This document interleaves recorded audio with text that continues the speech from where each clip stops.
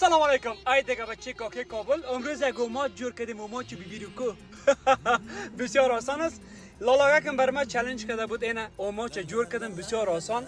مگم یک وقت میگیره. خب اما تو پیاز از میکسر میکشین. وا بچه کابل دیگه.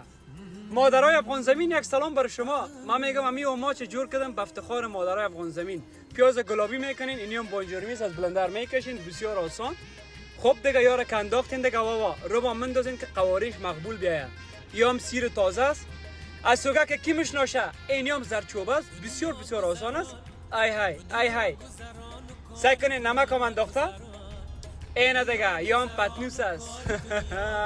اما تر آردم میگیرین یکمک آب انداخته میرین مسیر مالیده وریده میشقین و میمالین. سعی که خوب دیگه این مالیده وره باید است. اما تو ریزگی شوه آب انداخته باز سس میره انداخته میرین و ایره شور داده میرین که باز اگانه